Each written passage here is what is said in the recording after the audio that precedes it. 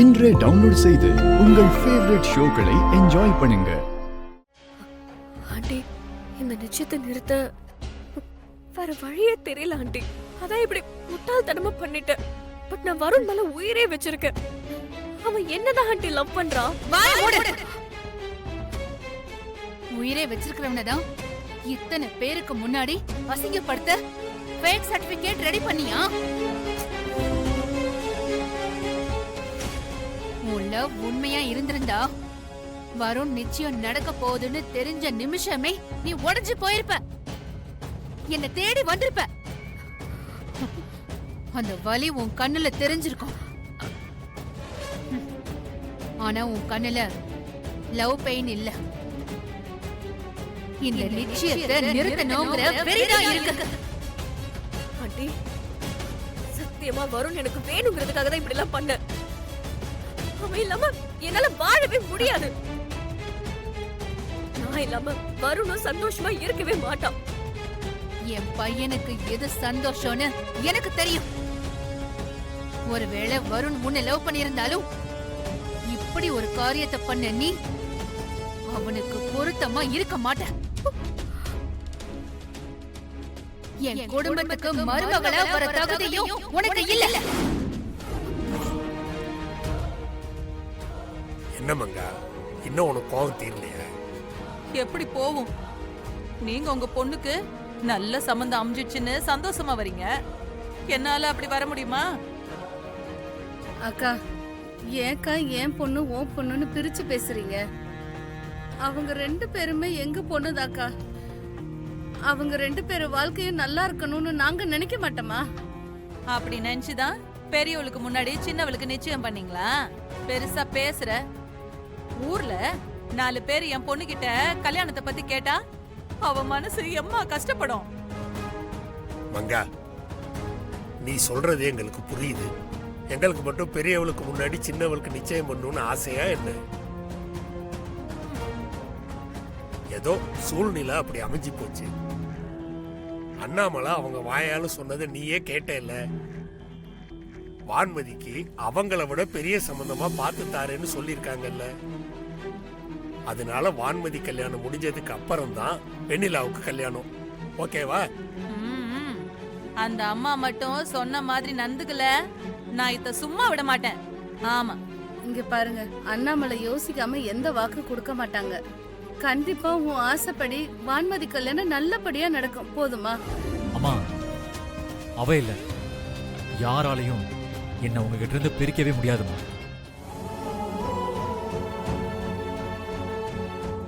எனக்கு தெரியும்பா, நீ என் மேலையும் இந்த குடும்பத்து மேலையும் எவ்வளவு பாசம் வச்சிருக்கேன்னு. பாவம், அவளுக்கு தெரியல. வருண், ஒரு பொண்ணு ஃபேக் சர்டிபிகேட் ரெடி பண்ற வரைக்கும் போறானா, அவளுக்கு அந்த அளவுக்கு இடம் கொடுத்த பையனை தான் எல்லாரும் தப்பு சொல்லுவாங்க. சோ நாம தான் ஜாக்கிரதையா இருக்கணும். சாரா ரொம்ப தப்பானவ. அவளுக்கு நிஜமா உன் மேல காதல் இருந்திருந்தா நிச்சயதார்த்த மண்டபத்துக்குள்ள வரும்போது அவ மனசுல வலியும் கண்ணுல கண்ணீரும் மட்டும்தான் தெரிஞ்சிருக்கும். ஆனா பேச்சுல நிச்சயத்தை நிறுத்தணுங்கிற வெறி மட்டும்தான் தெரிஞ்சுது. இங்க பாருக்கண்ணா, நான் காதலுக்கு எதிரி இல்ல. ஆனா ஒரு தப்பான காதல் நம்ம குடும்பத்தை என்ன பண்ணுச்சுன்னு நீயே பார்த்த. மறுபடியும் அதுக்கு நான் சம்மதிக்க மாட்டேன். நீ சாரா கிட்ட ஃப்ரெண்ட்லியா பழகியிருந்தாலும் அவ மனசுல அப்படி ஒரு எண்ணம் இருந்திருக்கு. நீ வேணும்னு இவ்வளவு பண்ணவ உன்னை ஏன் கிட்ட இருந்து பிரிக்க இன்னும் என்ன வேணாலும் பண்ணுவா. சோ கேர்ஃபுல்லா இரு. மோரோவர், உனக்கோ வெண்ணிலாவுக்கோ நிச்சயம் நடந்துருச்சு. இனி எதுவும் மாற போறதில்ல. நீ ரிலாக்ஸா இரு.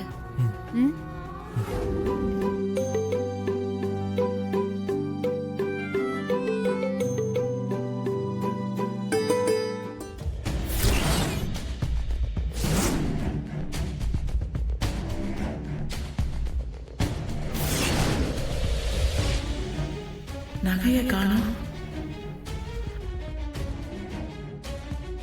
எங்க போச்சு? பரம்பரை நகையாச்சு.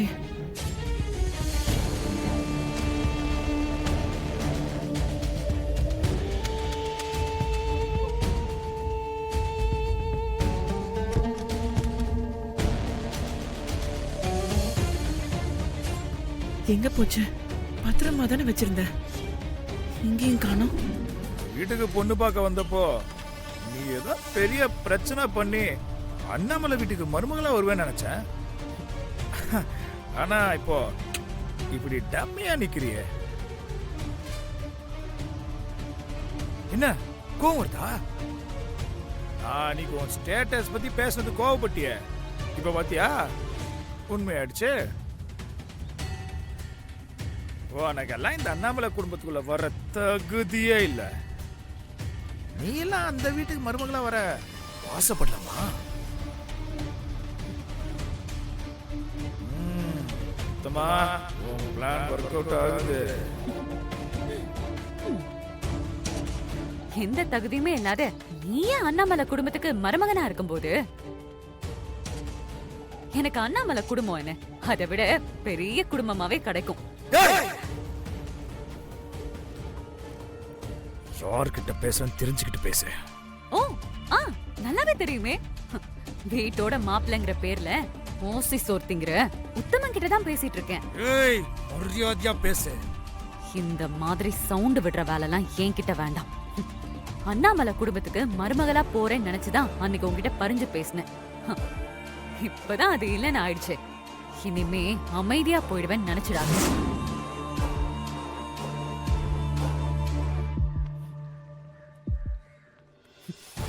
சும்மா முறைச்சிட்டு இருக்காம கிளம்பு. வீட்ல சாப்பாடு முடிஞ்சிட போகுது. அப்புறம் பாவம் மிச்சம் மீதி தான் கிடைக்கும்.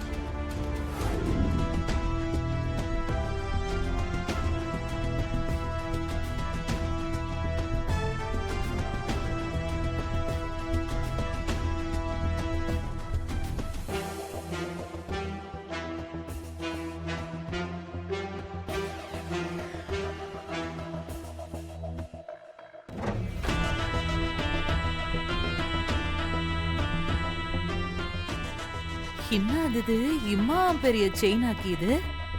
ட்ரெஸ்ஸுக்குள்ள வேற இருக்குது. யார்தா இருக்கும்? யார்தா இருந்தா என்ன? இது நல்லா இருக்குது, நாமளே வச்சுக்கலாம்.